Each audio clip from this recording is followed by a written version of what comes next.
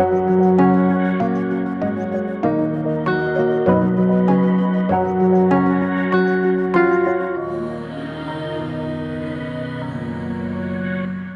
പേര് ശാന്തി, ഇതെൻ്റെ ഹസ്ബൻഡ് രാജേഷ്. ഞങ്ങൾക്ക് 2 കുഞ്ഞുങ്ങളാണ്. മോൾക്ക് 3.25 വയസ്സ്, സെക്കൻഡ് ബേബി മോനാണ്. മോന് ഇപ്പോൾ 3 മാസമായി. ഞാനിവിടെ ആദ്യമായിട്ട് വന്ന് ഉടമ്പടി എടുക്കുന്നത് 2023 ഡിസംബർ 12-ാം തീയതിയാണ്. അതിനു മുന്നേ ഞങ്ങൾ ഫാമിലിയായിട്ട് ബഹ്റിനിലായിരുന്നു. 2023 ഡിസംബറിൽ ഹസ്ബൻഡിന് നാട്ടിലോട്ട് ജോലി ആയതിൻ്റെ ഭാഗമായിട്ട് ഞങ്ങൾ ബഹ്റിനിൽ നിർത്തി നാട്ടിലോട്ട് വന്നു. ഇവിടെ വന്ന് ആദ്യമായിട്ട് ഉടമ്പടി എടുത്തു. ഉടമ്പടി എടുത്തതിന് ശേഷം ഹസ്ബൻഡിന് അവിടെ ബഹ്റിനിലെ ബാക്കി പ്രൊസീജിയേഴ്സ് കുറച്ച് കംപ്ലീറ്റ് ചെയ്യാനായിട്ട് പുള്ളി പോയി. ജാനുവരി മാസത്തോടു കൂടി ഹസ്ബൻഡ് തിരിച്ചു വന്നു, നാട്ടിൽ ജോയിൻ ചെയ്തു കൊച്ചിയിൽ. ഞങ്ങൾ ആദ്യത്തെ ഉടമ്പടി എടുത്ത് രണ്ടാമത്തെ ഉടമ്പടി പുതുക്കുന്നത് മാർച്ച് മാസം 2024 മാർച്ച് 26-നാണ്.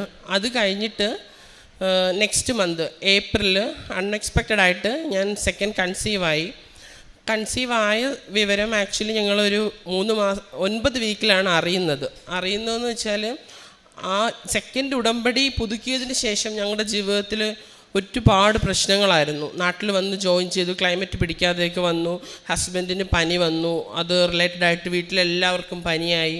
എൻ്റെ പപ്പായ്ക്കും ആ പനി വന്നു. തുടർന്ന് എൻ്റെ പപ്പ ജൂലൈ 12-ന് മരിച്ചു. അപ്പം ജൂലൈയിൽ വീണ്ടും എനിക്ക് ഉടമ്പടി പുതുക്കേണ്ട സമയമാണ്. വീട്ടിലെ ഈ സാഹചര്യങ്ങളൊന്നും കൊണ്ട് പിന്നീട് വരാനോ ഉടമ്പടി പുതുക്കാനോ ഒന്നും പറ്റാത്ത അവസ്ഥയായി. ആ സമയത്താണ് കൺസീവാണെന്ന് പനിയെ തുടർന്ന് ഹോസ്പിറ്റലിലാവുമ്പോഴാണ് അറിയുന്നത്. അതുകൊണ്ട് തന്നെ എനിക്കിവിടെ ഒന്ന് ഉടമ്പടി പുതുക്കാനും പറ്റിയില്ല. ആ ഒരു സാഹചര്യത്തിൽ പോകുമ്പോഴത്തേക്കിനും 5-ാം മാസത്തിൽ 2024 ഓഗസ്റ്റിൽ 5th മന്തിൽ അനോമലി സ്കാൻ വന്നു. അനോമലി സ്കാൻ ചെയ്യാനായിട്ട് ഞാനും ഹസ്ബൻഡും കൂടെ രാവിലെ ഹോസ്പിറ്റലിലോട്ട് പോയി. അപ്പോൾ ഞങ്ങൾ വീടിൻ്റെ അടുത്തുള്ളൊരു ഹോസ്പിറ്റലിലാണ് കാണിക്കുന്നത്. ഹോസ്പിറ്റലിലോട്ട് പോയി രാവിലെ ഞങ്ങൾ ഫസ്റ്റ് അപ്പോയിൻമെൻ്റ് എടുത്ത് അനോമലിക്ക് വേണ്ടിയിട്ട് ചെന്നിരിക്കുകയാണ്. അപ്പോൾ ഫസ്റ്റ് അനോമലിക്ക് കയറി, കുഞ്ഞ് പൊസിഷൻ കമന്ന് കിടക്കുകയാണ്. ഡോക്ടറിന് ക്ലിയറായിട്ട് കിട്ടണില്ല. അതായത് ഹേർട്ട് അനോമലി കംപ്ലീറ്റ് ആയിട്ട് കിട്ടുന്നതേ ഇല്ലായിരുന്നു. 1 തവണ കയറി, 2 തവണ കയറി, ഫുഡ് കഴിച്ചിട്ട് വന്നു, എന്നിട്ടൊന്നും അനോമലി ക്ലിയറായിട്ട് കിട്ടണില്ല. കുഞ്ഞ് കമന്നാണ് കിടക്കുന്നത്. ഹേർട്ടിൻ്റെ ആക്സിസ് കറക്റ്റായിട്ട് മെഷർ ചെയ്യാൻ പറ്റണില്ല എന്ന് പറഞ്ഞു. വൈകുന്നേരം ഒരു 3 മണി വരെ ഞങ്ങൾ ആ ഹോസ്പിറ്റലിൽ നിന്നു. അനോമലി നടന്നില്ല. അനോമലി കംപ്ലീറ്റ് ആയിട്ട് നടന്നില്ല. 80% കംപ്ലീറ്റായി. അനോമലി ഹേർട്ട് കിട്ടാത്തത് കൊണ്ട് നടക്കണില്ല. അങ്ങനെ ഡോക്ടർ പറഞ്ഞു, ഇനിയിപ്പോൾ നോക്കിയിട്ട് കാര്യമില്ല, ഒരാഴ്ച കഴിഞ്ഞിട്ട് നിങ്ങൾ പുറത്ത് ചെയ്തിട്ട് വരാൻ പറഞ്ഞു. പുറത്ത് ചെയ്തു. അപ്പോൾ ഫീറ്റൽ എക്കോ എടുക്കാൻ പറഞ്ഞു. ഈ ഹേർട്ടിൻ്റെ ഒരു ആക്സിസിൽ ചെറിയൊരു ഡിഫറൻസ് കാണുന്നുണ്ട്. സോ ഫീറ്റൽ എക്കോ എടുക്കാൻ പറഞ്ഞു. ഫീറ്റൽ എക്കോ എടുക്കാൻ വേണ്ടിയിട്ട് ഞങ്ങൾ പുറത്തൊരു ഹോസ്പിറ്റലിൽ പോയപ്പോഴും കുഞ്ഞിൻ്റെ പൊസിഷൻ അത് തന്നെയാണ്. കുഞ്ഞിങ്ങനെ തല കീഴായിട്ടാണ്, കമന്നാണ് കിടക്കുന്നത്. അതുകൊണ്ട് ആ ഡോക്ടറിനും ഹേർട്ട് കാണാൻ പറ്റണില്ല. അങ്ങനെ കൊല്ലത്തുള്ളൊരു ഹോസ്പിറ്റലിലോട്ട്, ഫീറ്റലൊക്കെ മാത്രമുള്ളൊരു ഹോസ്പിറ്റലിലോട്ട് എന്നെ റെഫർ ചെയ്തു. ഹസ്ബൻഡിന് വരാൻ പറ്റിയില്ല. ഞാനവിടെ പോയി ഫീറ്റലൊക്കെ അന്നും കുഞ്ഞ് കമന്നാ കിടക്കുന്നതെങ്കിലും ഡോക്ടർ ഒരു വിധമൊക്കെ പറ്റാവുന്ന രീതിയിൽ മെഷർ ചെയ്തിട്ട് ഡോക്ടർ പറഞ്ഞു, കുഞ്ഞിൻ്റെ ഹേർട്ടിൻ്റെ ലെഫ്റ്റ് സൈഡെന്ന് പറയുന്നത് കമ്പാരിറ്റീവ്ലി ചെറുതാണെന്ന് എങ്ങനെ മനസ്സിലാക്കുമെന്ന് ചോദിച്ചാൽ, ഹേർട്ടിൻ്റെ മെഷർ ചെയ്യുമ്പോഴത്തേക്കും സെഡ് സ്കോർ എന്ന് പറയുന്നൊരു പാരാമീറ്റർ മെഷർ ചെയ്യും അവർ. അപ്പോൾ അത് -2 to +2 ആണ് വേണ്ടത്. എൻ്റെ കുഞ്ഞിൻ്റെ എന്ന് പറഞ്ഞാൽ -1.95 നിൽക്കുകയാണ്. അതായത് ഒരു മൈന്യൂട്ടായിട്ട് നമ്മൾ എസ്കേപ്പ് ആയോ എന്ന് ചോദിച്ചാൽ ആയിട്ടും ഇല്ല. ഒരു ഇതിൻ്റെ എന്തോ ഒരു ദൈവാനുഗ്രഹം കൊണ്ട് ഒരു ഇതിൽ അതങ്ങ് നെഗറ്റീവ് അല്ലാതെ ആയി നിൽക്കുന്നു. അങ്ങനെ ഡോക്ടർ പറഞ്ഞു, നിങ്ങളൊരു കാര്യം ചെയ്യുക, ഒരു ഫൈനൽ വേർഡ് എന്ന് പറയുന്നത് എറണാകുളത്തൊരു ഹോസ്പിറ്റലിൽ, എറണാകുളത്ത് ആകെ ഒരു ഹോസ്പിറ്റലിലെ കേരളത്തിൽ ഫീറ്റൽ കാർഡിയോളജി ഉള്ളൂ, അവിടെ പോകാൻ പറഞ്ഞു. അങ്ങനെ ഞാനും ഹസ്ബൻഡും കൂടെ വരുന്ന ആഴ്ച ഇവിടുന്ന് എറണാകുളത്തിന് പോയി. ഞങ്ങളുടെ വീട് കൊല്ലത്താണ്. കൊല്ലത്തുനിന്ന് എറണാകുളത്തിന് പോയി. എറണാകുളത്ത് ചെന്നപ്പോഴത്തേക്കിനും അവിടെ ചെന്ന് മെഷർ ചെയ്യാൻ ആകെപ്പാടെ വിഷമിച്ച് വല്ലാത്തൊരവസ്ഥയിലാണ് ഞങ്ങൾ പോകുന്നത്. ഞാനിവിടുന്ന് അങ്ങുവരെയും ദൈവത്തെ വിളിച്ച് പ്രാർത്ഥിച്ചുകൊണ്ട് പോയി. അവിടെ ചെന്ന് ഡോക്ടർ മെഷർ എനിക്ക് ഫീറ്റലൊക്കെ എടുത്ത് കഴിഞ്ഞപ്പോഴത്തേക്കിനും ഡോക്ടർ പറഞ്ഞു, ഇവിടെ കൂടുതലായിട്ടൊന്നും അറിയാൻ പറ്റത്തില്ല, അവിടെ കണ്ടത് തന്നെ ഇവിടെയേ ഉള്ളൂ. കുഞ്ഞിന് ഹൈപ്പോബ്ലാസ്റ്റിക് എൽവിയാണ്. അതായത് ലെഫ്റ്റ് സൈഡ് ചെറുതായിക്കൊണ്ടേയിരിക്കും. അപ്പോൾ ഞാനിങ്ങനെ ആ ടേബിളിൽ തന്നെ കിടന്ന് കരഞ്ഞുകൊണ്ടിരിക്കുക, എനിക്ക് എന്ത് വേണമെന്ന് അറിയത്തില്ല. അപ്പോൾ ഡോക്ടർ പറഞ്ഞു, ഞാൻ ചോദിച്ചു എന്ത് ചെയ്യാൻ പറ്റും. അന്നേരം അവൻ ഒരു തവണയൊക്കെ നമ്മളോട് സംസാരിക്കത്തുള്ളൂ. കൂടെ വന്നത് ആരാ, ഹസ്ബൻഡാണോ, പുള്ളിയെ വിളിക്ക്, നമുക്ക് സംസാരിക്കാമെന്ന് പറഞ്ഞു. അങ്ങനെ ഡോക്ടറിൻ്റെ റൂമിലോട്ട് ഞങ്ങളെ വിളിച്ചിട്ട് പറഞ്ഞു, കുഞ്ഞിൻ്റെ ഹേർട്ടിന് കാര്യമായ കുഴപ്പമുണ്ട്. കുഞ്ഞിൻ്റെ ഹേർട്ടിൻ്റെ ലെഫ്റ്റ് സൈഡ്, അതായത് 4 ചേമ്പേഴ്സ് ഉള്ളതിൽ ലെഫ്റ്റ് സൈഡ് ഫുള്ളി ചെറുത് തന്നെയാണ്. അപ്പം ഞാൻ ഡോക്ടറോട് ചോദിച്ചു, ഡോക്ടറെ നേരെ ആവത്തില്ലേ എന്ന് ചോദിച്ചു. അപ്പോൾ ഡോക്ടർ പറഞ്ഞു, നേരെ ആവത്തില്ലയോ എന്നുള്ള കാര്യം ദൈവത്തോട് ചോദിക്കണം. പുള്ളിയുടെ ഇത്രയും നാളത്തെ എക്സ്പീരിയൻസ് വെച്ചിട്ട് ഒരു 99% ഒന്നുകിൽ കുഞ്ഞുങ്ങളുടെ ഹേർട്ട് ചെറുതാ അതേ അവസ്ഥയിൽ തുടരും, അല്ലാന്നുണ്ടെങ്കിൽ ചെറുതായി തന്നെ പോവും. ചില കുഞ്ഞുങ്ങളാണെങ്കിൽ പിന്നീട് ഒരു 6 മാസമൊക്കെ ആകുമ്പോൾ വയറ്റിൽ വെച്ച് തന്നെ പിന്നെ വളർച്ചയൊന്നും ഇല്ലാതാവും. പോരാത്തതിന് ഈ മോൻ്റെ ആണെങ്കിൽ അയാട്ടയും എല്ലാം ചെറുതാണ്. അപ്പം ഡോക്ടർ ഞങ്ങളോട് പറഞ്ഞു, നിങ്ങളൊരു കാര്യം ചെയ്യുക, നാട്ടിൽ പോയി നിങ്ങളുടെ ഗൈനക്കോളജിസ്റ്റിനെ കണ്ടിട്ട് വരാൻ പറഞ്ഞു. ഇൻഡയറക്റ്റ്ലി പുള്ളിക്കാരൻ ടെർമിനേഷൻ എന്നുള്ള ഒരു ഇത് തന്നെയാണ് പറയുന്നത്. അപ്പം ഞാൻ ഡോക്ടറോട് ചോദിച്ചു, ഒരു വഴിയില്ലേ, ഡോക്ടർ ഇതിന് മുമ്പ് ഇങ്ങനത്തെ കേസ് കണ്ടിട്ടില്ല. അപ്പോൾ ഡോക്ടർ പറഞ്ഞു, ഒന്നും പറയാൻ പറ്റത്തില്ല, കുഞ്ഞ് ജനിച്ച് കഴിഞ്ഞിട്ടേ ആ കുഞ്ഞ് എങ്ങനെ ജീവിക്കുന്നു എന്നുള്ള കാര്യം പറയാൻ പറ്റത്തുള്ളൂ. ഒരുപക്ഷെ കുഞ്ഞ് ജനിച്ച് കഴിയുമ്പോഴേ വെൻറ്റിലേറ്ററിലായേക്കാം, തുടരെ അടുപ്പിച്ച് സർജറി വേണ്ടി വന്നേക്കാം.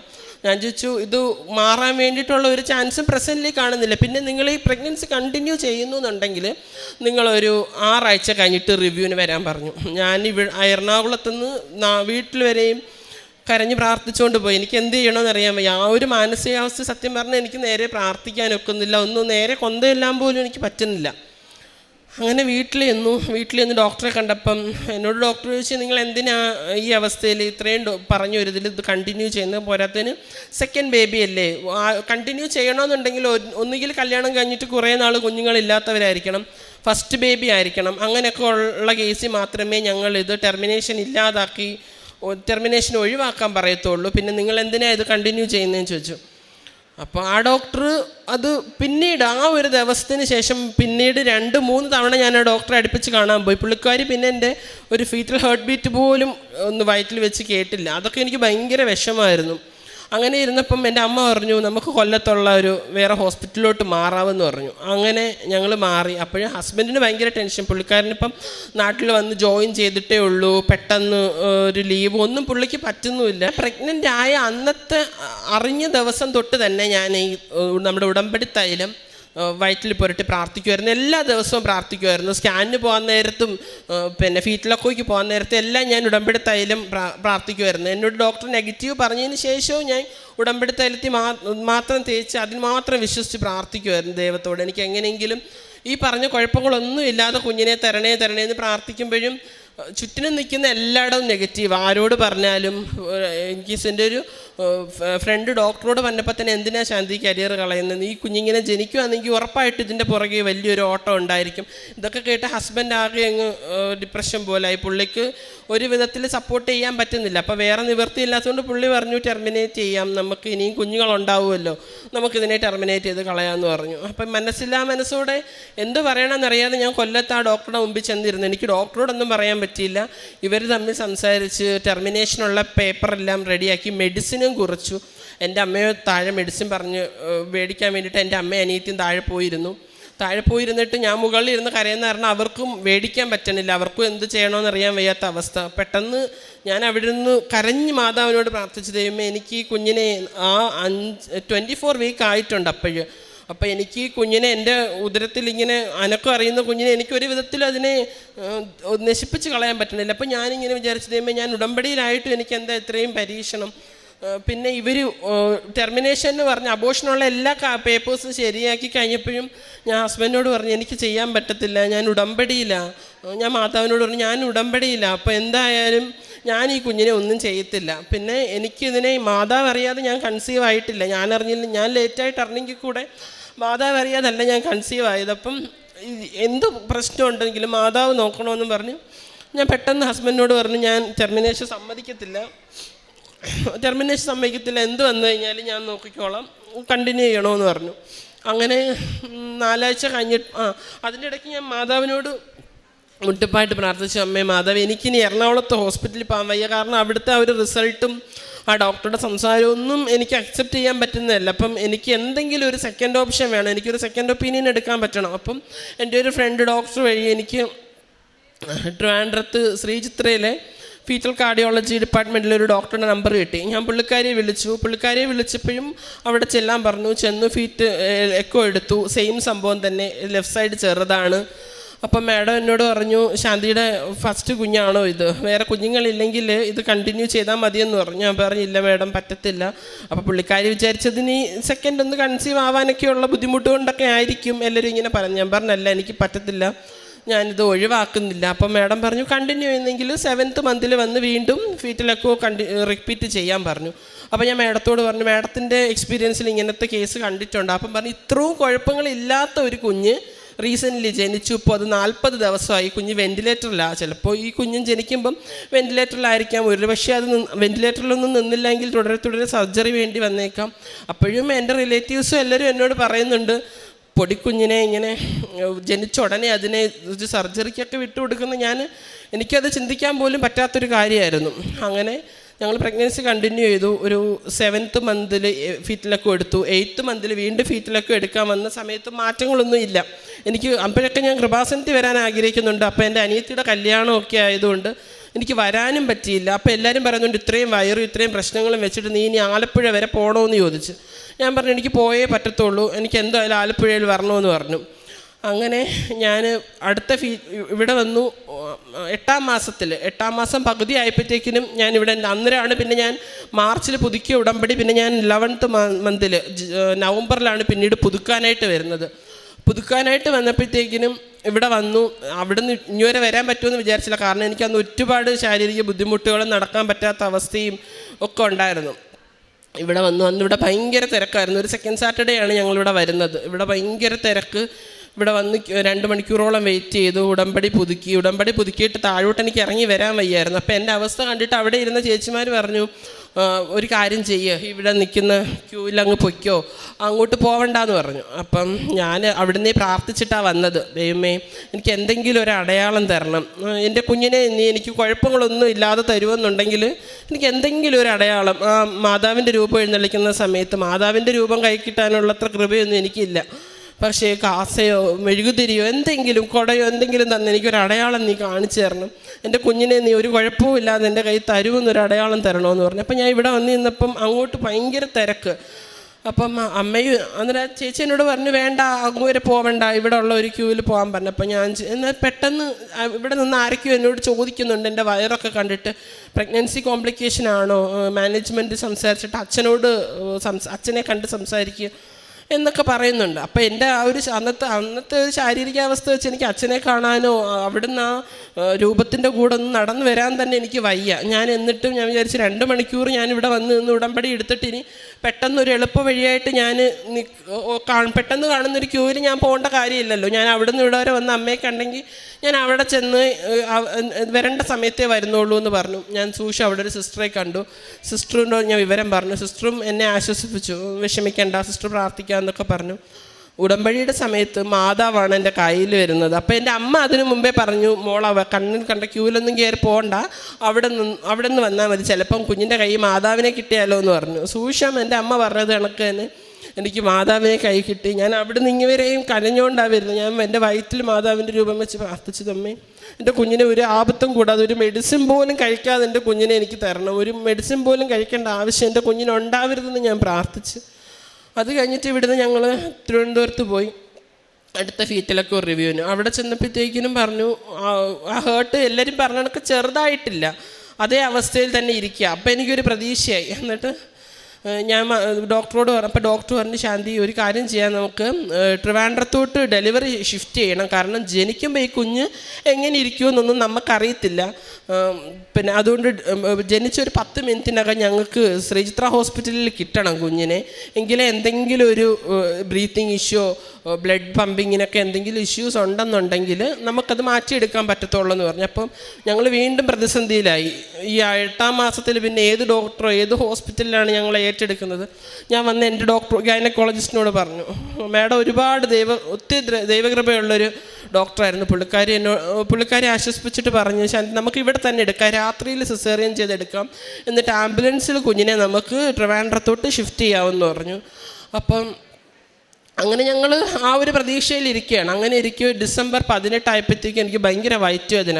ജാനുവരി 23 എനിക്ക് ഡെലിവറി ഡേറ്റ് പറഞ്ഞേക്കുന്നത്. ഡിസംബർ 18 ആയപ്പോൾ ഭയങ്കര വയറ്റ് വേദന. അങ്ങനെ ഹോസ്പിറ്റലിൽ ചെന്നപ്പോഴത്തേക്കിനും എൻ്റെ പ്രീവിയസ് സ്റ്റിച്ച്, മോളുടെ ടൈമിൽ സ്റ്റിച്ച് വലിഞ്ഞ് പിന്നെ നടക്കാൻ പോലും പറ്റാതായി. അപ്പം എമർജൻസി ആയിട്ട് സർജറി ചെയ്യണം. പിറ്റേ ദിവസം മോർണിംഗ് സർജറി ചെയ്തേ പറ്റത്തുള്ളൂ. സർജറി ചെയ്യാനായിട്ട് അപ്പോഴത്തേക്കും ആകെ ടെൻഷനായി. പിന്നെ എൻ്റെ സർജറി സമയത്ത് നിയോനറ്റോളജിസ്റ്റിൻ്റെ അവൈലബിലിറ്റി നോക്കണം, ശ്രീചിത്ര ഹോസ്പിറ്റലിലെ ഫീറ്റൽ കാർഡിയോളജി ഡിപ്പാർട്ട്മെൻറ്റിലെ ഡോക്ടേഴ്സിൻ്റെ അവൈലബിലിറ്റി നോക്കണം. എല്ലാം നോക്കിയിട്ടേ ചെയ്യാൻ പറ്റൂ, കാരണം കുഞ്ഞിനെ എമർജൻസി ആയിട്ട് ഷിഫ്റ്റ് ചെയ്യാനുള്ളതുകൊണ്ട്. അങ്ങനെ എൻ്റെ ഡെലിവറി പിറ്റേ ദിവസം ഡിസംബർ 19 മോർണിംഗ് ഡെലിവറി ഫിക്സ് ചെയ്യാനായിട്ട് ഡോക്ടർമാർ തീരുമാനിച്ചു. ഡെലിവറി സമയത്ത് ഞാൻ അപ്പോഴൊക്കെ ദൈവത്തെ വിളിച്ച് പ്രാർത്ഥിക്കുമായിരുന്നു. അപ്പം നമുക്ക് അറിയാമല്ലോ, OTയിൽ കയറുമ്പോഴത്തേക്കും നമ്മുടെ കയ്യിൽ യാതൊരു വിധത്തിലുള്ള ആഭരണങ്ങളും ഒന്നും സമ്മതിക്കത്തില്ല. എൻ്റെ അമ്മ വന്ന് എനിക്ക് വയറ്റിലൊക്കെ തൈലം ഇട്ട് വന്നു, നെറ്റിയിലും തൈലം ഇട്ട് വന്നപ്പോൾ ഞാൻ ഡോക്ടറോട് പറഞ്ഞു, മാഡം എനിക്ക് മാതാവിൻ്റെ കാശുരൂപം മാത്രം എൻ്റെ കയ്യിലൊന്ന് വെച്ചേക്കണം. അപ്പം ഞാൻ തലേന്ന് തന്നെ ലേബർ റൂമിൽ കിടന്നൊരു സിസ്റ്ററുടെ അടുത്ത് ചോദിച്ചു, എനിക്ക് ഒരു പേപ്പറെങ്ങാണ് കിട്ടുന്നൊരു ടോയിൻ തരുമോ എൻ്റെ കയ്യിൽ ഈ മാതാവിൻ്റെ കാശുരൂപം ഒന്ന് കെട്ടിവെക്കാനാണ്, കാരണം ഇങ്ങനൊരു എമർജൻസി ഉണ്ടാവുമെന്നും പറഞ്ഞു. സ്റ്റിച്ച് വലിഞ്ഞെന്ന് അറിഞ്ഞിട്ടോ അല്ല ഞങ്ങൾ ഹോസ്പിറ്റലിലോട്ട് ചെല്ലുന്നത്, ജസ്റ്റ് ചെക്കപ്പിന് വേണ്ടിയിട്ട് ചെല്ലുക. അങ്ങനെ ഞാൻ തലേന്ന് തന്നെ സിസ്റ്ററുടെ ഒരു ടോയിനൊക്കെ മേടിച്ച് അത് കയ്യിൽ കെട്ടാനായിട്ട് സെറ്റ് ചെയ്ത് വെച്ചിരുന്നു. OTയിൽ പോകേണ്ട ഡ്രസ്സൊക്കെ ഇട്ട് കഴിഞ്ഞപ്പോഴത്തേക്കിനും ഞാൻ അവിടെ നിന്ന് സിസ്റ്ററോട് പറഞ്ഞു, സിസ്റ്റർ എനിക്ക് ഇതൊന്ന് മാതാവിൻ്റെ രൂപം ഒന്ന് കെട്ടിത്തരുമെന്ന് വെച്ചു. ആ സിസ്റ്റർ കെട്ടിത്തന്നു. പക്ഷേ അനസ്തീഷ്യ ഡോക്ടർ വന്നപ്പോൾ കണ്ടപ്പോൾ പറഞ്ഞു, വേറെ ഒന്നും അലോ ചെയ്യത്തില്ല, ഇത് ഡോക്ടർ സമ്മതിക്കത്തില്ല, അനസ്തീഷ്യ കൊടുക്കുമ്പോൾ വേറെ ഒന്നും പറ്റത്തില്ല എന്ന് പറഞ്ഞു. ഞാൻ അങ്ങനെ ഗൈനക്കോളജിസ്റ്റിനോട് പറഞ്ഞു, മാഡം എനിക്ക് വേറെ ഒന്നും വേണ്ട, ഇത് മാത്രമേ, എന്നാൽ എനിക്ക് കെട്ടാൻ നിങ്ങൾ സമ്മതിക്കേണ്ട, കൈ വെച്ചിരുന്നാൽ മതിയെന്ന് പറഞ്ഞു. മോളുടെ സമയത്താണെങ്കിൽ എനിക്ക് ഡെലിവറി ഭയങ്കര പേടിയാണ്. ഓപ്പറേഷൻ സമയത്തൊക്കെ എനിക്ക് പേടിച്ച് ബോധമൊന്നും ഇല്ലായിരുന്നു. മോളുടെ സമയത്തൊന്നും ഞാൻ ഒന്നും അറിഞ്ഞില്ല. ഈ സമയത്ത് ഞാൻ ദൈവത്തോട് പ്രാർത്ഥിച്ചു, ദൈവമേ ഒരുപാട് കോംപ്ലിക്കേഷൻസ് ഒന്നും ഉണ്ടാവരുത്, എനിക്കെന്ത് കോംപ്ലിക്കേഷൻ ഉണ്ടായാലും എൻ്റെ കുഞ്ഞിനെ നീ കാത്തോണം, അങ്ങനെ മാത്രം ഞാൻ പ്രാർത്ഥിച്ചുകൊണ്ട്. എന്നിട്ട് ഞാൻ അവിടെ നിന്ന് ഡോക്ടർമാരോട് പറഞ്ഞു, എൻ്റെ കയ്യിൽ എൻ്റെ മാതാവിൻ്റെ കാശുരൂപമായിരിക്കുന്നത്, എങ്ങാനും സർജറി സമയത്ത് എനിക്ക് ബോധം പോയി ഇത് തറയിൽ വീണാലും നിങ്ങളിത് വേസ്റ്റിലൊന്നും എടുത്തിടരുത്, ഞാൻ ഇറങ്ങുന്ന സമയത്ത് നിങ്ങളിത് എൻ്റെ കയ്യിൽ തന്നെ തരണമെന്ന് പറഞ്ഞു. ദൈവാനുഗ്രഹം കൊണ്ട് എനിക്ക് ഞാൻ അപ്പോഴെല്ലാം ഞാൻ പ്രാർത്ഥിച്ചുകൊണ്ട് കിടക്കുമായിരുന്നു. നന്മ നിറഞ്ഞ മറിയം ചൊല്ലി പ്രാർത്ഥിച്ചുകൊണ്ടാണ് ഞാൻ OT ടേബിളിൽ കിടക്കുന്നത്. അങ്ങനെ എൻ്റെ സർജറി നടന്നു. മോനെ എടുത്ത് കാണിച്ചപ്പോഴത്തേക്കിനും ഡോക്ടർമാർ ഈ പറഞ്ഞ പ്രശ്നങ്ങളൊന്നും കുഞ്ഞിനെ കാഴ്ചയിലില്ലായിരുന്നു. കുഞ്ഞിനൊരു ശ്വാസം മുട്ട്, കുഞ്ഞിന് ശ്വാസം എടുക്കാൻ തന്നെ ബുദ്ധിമുട്ടായിരിക്കും എന്നാണ് ഡോക്ടർമാർ പറഞ്ഞത്. അപ്പം കുഞ്ഞിനെ എടുത്ത സമയത്ത് കുഞ്ഞിന് ശ്വാസം എടുക്കാനുള്ള ബുദ്ധിമുട്ടോ ഒന്നും ഉണ്ടായില്ല. എന്നാലും ട്രിവാൻഡ്രത്തോട്ട് ഷിഫ്റ്റ് ചെയ്യണം, അവിടെ വെന്റിലേറ്റർ സഹിതം റെഡിയാക്കി വെച്ചേക്കുമായിരുന്നു നിയോനറ്റോളജി ഡിപ്പാർട്ട്മെൻറ്റ് എൻ്റെ കുഞ്ഞിനെ വെന്റിലേറ്റ് ചെയ്യാനായിട്ട്. കാരണം അത്രത്തോളം കോംപ്ലിക്കേഷൻ പറഞ്ഞ കുഞ്ഞായിരുന്നല്ലോ. ലെഫ്റ്റ് സൈഡിൽ ചെറുതെന്ന് പറഞ്ഞു കഴിഞ്ഞാൽ പ്യുവർ ബ്ലഡ് പമ്പ് ചെയ്യത്തില്ല, റൈറ്റ് സൈഡ് വലുതാകുമ്പോഴത്തേക്കും ഇംപ്യൂർ ബ്ലഡ് ഹേർട്ടിലോട്ട് വന്നുകൊണ്ടിരിക്കും. പക്ഷേ ലെഫ്റ്റ് സൈഡിൽ നിന്ന് പ്യുവർ ബ്ലഡ് ബോഡി പാർട്സിലോട്ട് പമ്പ് ചെയ്യാത്തതുകൊണ്ട് അത്രത്തോളം കോംപ്ലിക്കേഷൻ പറഞ്ഞ കുഞ്ഞായിരുന്നു എൻ്റെത്. അങ്ങനെ ആംബുലൻസിൽ എൻ്റെ ഹസ്ബൻഡും റിലേറ്റീവ്സും ഒക്കെ ആയിട്ട് കുഞ്ഞിനെ ഓക്സിജൻ ഇട്ടാണ് എൻ്റെ കുഞ്ഞിനെ ട്രിവാൻഡ്രത്തോട്ട് കൊണ്ടുവന്നത്. കൊണ്ടുവന്ന് അവിടെ ചെന്ന് ഫസ്റ്റ് കാഴ്ച തന്നെ ഡോക്ടർ പറഞ്ഞു, അവന് കുഴപ്പമൊന്നുമില്ല, കുഞ്ഞ് സക്ക് ചെയ്യുന്നുണ്ടെങ്കിൽ പ്രശ്നമില്ല എന്ന് പറഞ്ഞു. അവർ ഫോർമുല മിൽക്ക് കൊടുത്തു, കുഞ്ഞ് കുടിക്കുന്നുണ്ടായിരുന്നു. അത് കഴിഞ്ഞ് പറഞ്ഞു, അവനെ NICUവിൽ പോലും കിടത്തണ്ട, നിങ്ങൾ കൊല്ലത്ത് ഹോസ്പിറ്റലിൽ കൊണ്ടുപോയി അവൻ്റെ അമ്മയുടെ അടുത്ത് കിടത്തി നോക്കൂ, കുഞ്ഞ് സക്ക് ചെയ്യുന്നുണ്ടെങ്കിൽ അവന് വേറെ പ്രശ്നങ്ങളൊന്നുമില്ല, ബ്രീത്തിങ് ഇഷ്യൂ ഒന്നുമില്ല, മോണിറ്റർ ചെയ്താൽ മതിയെന്ന് പറഞ്ഞു. അങ്ങനെ എൻ്റെ ഹസ്ബൻഡ് നെക്സ്റ്റ് ഡേ, അന്ന് ഒരു ദിവസം അവരവിടെ ഫോർമുല മിൽക്ക് കൊടുത്ത് വാച്ച് ചെയ്തു. അപ്പോൾ കുഞ്ഞിന് കുഴപ്പമൊന്നുമില്ല, അവന് ഓക്സിജൻ്റെ ഹെൽപ്പ് പോലും വേണ്ടായിരുന്നു, അവൻ സ്വന്തമായിട്ട് ബ്രീത്ത് ചെയ്യുന്നുണ്ട്. പിറ്റേന്ന് കൊണ്ടുവന്നു, മോൻ സക്ക് ചെയ്യുന്നുണ്ട്.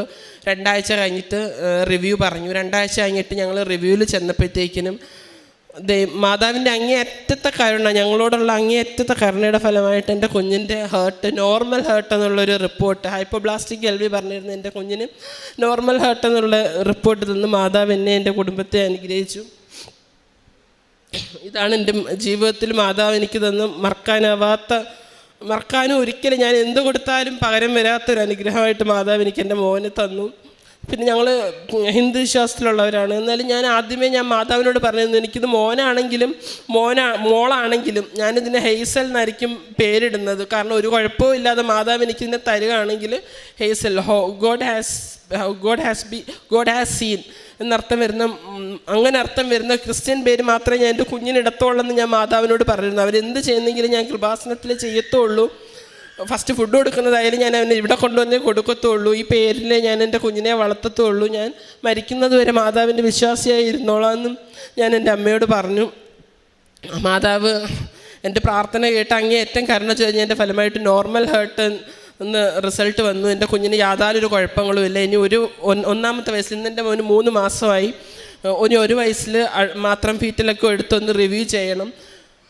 പറഞ്ഞിരുന്ന യാതൊരു കോംപ്ലിക്കേഷൻസും ജനിച്ച സമയത്തും തുടർന്ന് എൻ്റെ കുഞ്ഞിനുണ്ടായിരുന്നില്ല. പിന്നെ ഉടമ്പടിയിൽ ഞാൻ നിയോഗം വെച്ചിരുന്നത് എൻ്റെ അനിയത്തിയുടെ വിവാഹമായിരുന്നു. മാതാവ് തടസ്സങ്ങളൊന്നും ഇല്ലാതെ ഇവിടെ വന്ന് ഉടമ്പടി എടുത്തതിന് ശേഷം അവളുടെ വിവാഹം നടത്തി തന്നു. പിന്നെ ബഹ്റിനിൽ വെച്ച് ഞങ്ങൾ നാട്ടിലോട്ട് വന്നൊന്ന് സെറ്റിലാവണം, കാരണം വീട്ടിലെല്ലാവർക്കും അച്ഛനും അമ്മയൊക്കെ സുഖമില്ലാത്തവരും മദറിലൊക്കെ സുഖമില്ലാത്തതുകൊണ്ട് എനിക്ക് നാട്ടിലോട്ട് വരണമെന്നുള്ളൊരു ആഗ്രഹം ഉണ്ടായിരുന്നു. അതിൻ്റെ ഫലമായിട്ട് ദൈവം ഞങ്ങൾക്ക് നാട്ടിൽ നല്ലൊരു ജോലി എന്ന് അനുഗ്രഹിച്ചു. മാതാവിനും തിരുക്കുമാരനും കോടാനുകോടി നന്ദി പറയുന്നു.